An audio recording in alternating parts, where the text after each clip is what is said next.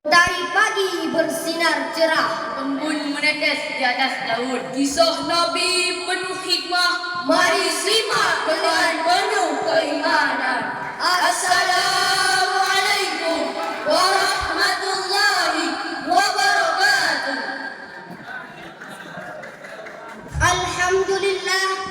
Alhamdulillah rabbil alamin. Wassalatu wassalamu ala asyrafil anbiya'i wal mursalin wa ala alihi wa sahbihi ajma'in, amma ba'd. Yang kami hormati pemimpin pesantren modern Ummul Qura Antarabangsa, Abia Profesor Dr. Haji Saifullah SAG MPD. yang kami hormati Direktur Pesantren Ummul Qura Antarabangsa, Walid Qamar Syafawi SPD MPD. Yang kami hormati Dewan Juri yang arif dan bijaksana, serta yang kami hormati asatidz yang berada di pesantren ini. Hadirin yang dimuliakan oleh Allah Subhanahu wa taala. Beberapa abad silam, dalam tatanan sejarah umat Islam, ada banyak perbuatan-perbuatan yang kejam yang dilakukan oleh manusia-manusia yang tidak memiliki rasa kemanusiaan, jauh dari sifat kemuliaan. Ada banyak wanita-wanita yang dilecehkan, bayi-bayi yang terlahir sebagai jenis kelamin perempuan dikubur hidup-hidup tanpa ampunan.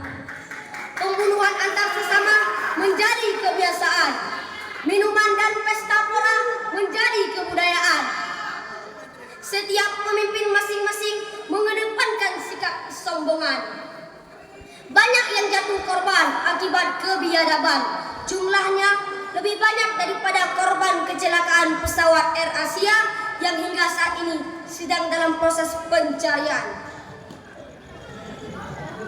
Beberapa abad silam, juga dalam tatanan sejarah umat Islam, tepatnya 12 Rabiul Awal di hari Senin, lukisan indah coretan sejarah mencatat kelahiran seorang hamba Allah yang membawa cahaya di tengah kegelapan. Seorang hamba yang spesial yang mengimban misi penting dari Yang Maha Rahman. Siapakah beliau? Beliau adalah Nabi Muhammad sallallahu alaihi wasallam. Refleksi konstruksi sejarah tersebut menggambarkan bahwa misi penting dari Rasulullah sallallahu alaihi wasallam adalah membawa perubahan. Dengan revolusi mental umat yang tidak berperadaban menjadi manusia yang penuh dengan kesantunan. Oleh karena hadirin, sekaligus memperingati kelahiran Nabi Muhammad sallallahu alaihi wasallam, dalam momen pekan olahraga dan seni yang dilaksanakan di tempat ini, kami akan menuntaskan salah satu akhlak dari Nabi Muhammad sallallahu alaihi wasallam melalui diskursus syarah Al-Quran kami yang berjudul Melayani Akhlak Nabi Muhammad sallallahu alaihi wasallam dalam sifat rendah hati.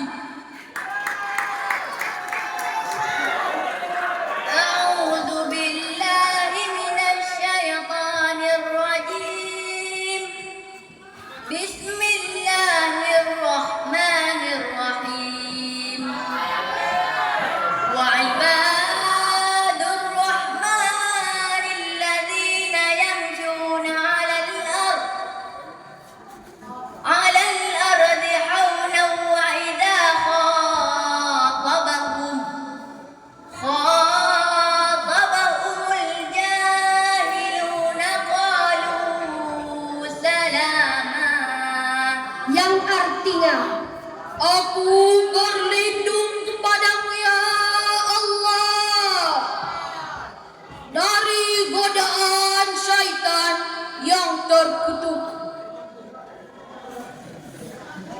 Dengan menyebut namamu ya Allah yang maha pengasih lagi maha penyayang.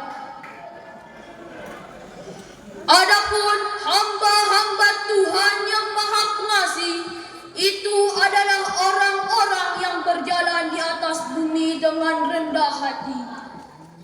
Dan apabila orang-orang bodoh menyapa mereka dengan kata-kata yang menghina, mereka mengucapkan salam. Quran Surah Al-Furqan ayat 63. Hadirin yang dimuliakan oleh Allah Subhanahu wa taala. Menurut keterangan Jalaluddin As-Suyuti dan Jalaluddin Al-Mahdi mengenai penjelasan ayat ini adalah hamba-hamba yang baik berjalan di muka bumi dengan tenang dan rendah hati. Kemudian hamba jahil menyapa mereka untuk berbicara hal-hal yang tidak disukai.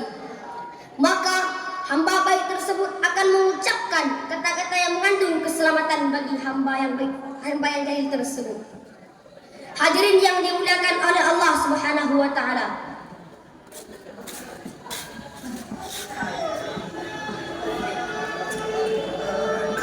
Inilah salah satu kunci kesuksesan dakwah Nabi Muhammad sallallahu alaihi wasallam dengan revolusi mental masyarakat jahiliyah, karena dengan kerendahan hati Nabi Muhammad sallallahu alaihi wasallam akan menimbulkan, mendapatkan sikap positif baik secara psikologis maupun sosiologis.